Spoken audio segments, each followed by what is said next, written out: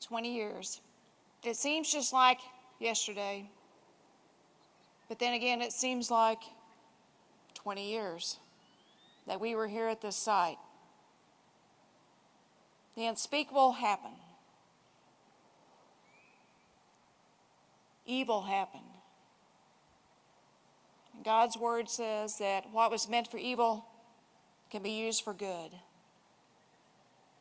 And the goodness that we saw come that morning and the decades to come, 20 years later, is truly a mark of grace, of comfort, of love and compassion that we come here today to not forget what happened at this site 20 years ago. And President Clinton, we appreciate you being here. This is President Clinton's 6th time to come to this event and this site and to come to Oklahoma to be with us. And we will never forget your leadership as President of the United States and what you did to help Oklahoma through a very difficult time in our moment's history. Thank you for being here today.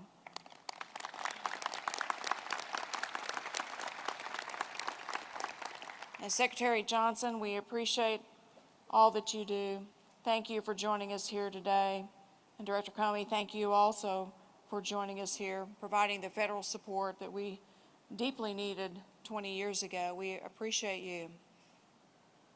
I can remember very clearly Mayor Ron Norick and his leadership that he provided for days, weeks, months, years to come after the Oklahoma City bombing, and the steady hand that he brought to a time that was very dark for Oklahoma City. Mayor, we appreciate you and thank you for your leadership. We will never forget that.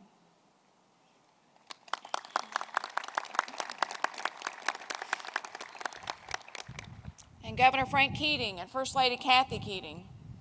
Governor Keating had actually been in office 101 days.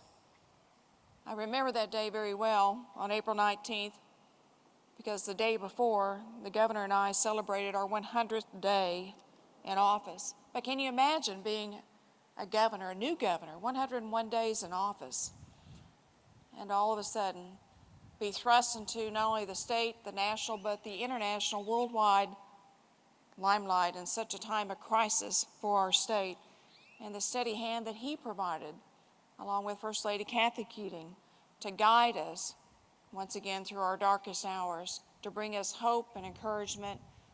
And just, I was reflecting this weekend about all the different things that you must have had to make decisions about, Governor. What a difficult time that was for you, but we appreciate you. And we were very fortunate to have Governor Keating and First Lady Kathy Keating, who went above and beyond. Thank you both for what you did. We appreciate you.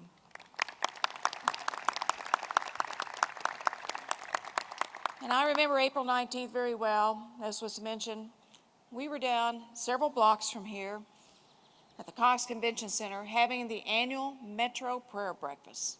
And at that prayer breakfast, we had over 1,000 people who were there that day to pray for God's wisdom, guidance, forgiveness, seeking his face, to direct our steps as a state through prayer and worship, an inspirational speaker.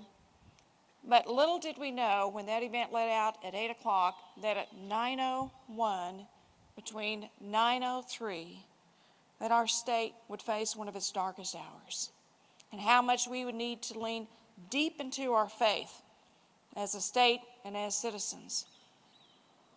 A tragic loss of life, those that suffered, but yet also the remarkable response that we saw from all the first responders, people who came from far and wide across our state, from across our nation, around the world, to give everything they had to give. I can still remember hearing a story on the news about a gentleman who was a construction worker that was driving down the street close by. He'd heard upon the news that there was a need for construction boots for those who were here in their rescue and search effort. And he drove up to someone that was guarding the street and took off his boots, and he says, you know, someone needs this more than I do. And he left without his boots. And Governor Keating, you told that story many times. I can still remember how our school children across Oklahoma gathered jars and collected pennies because our children wanted to be a part of this. I can still remember how First Lady Kathy Keating organized cots down at the Cox Convention Center, and food and clothing and whatever anyone needed that was a first responder that was here to comfort. I can still remember the wonderful prayer service that we had at the fairgrounds and President Clinton being here.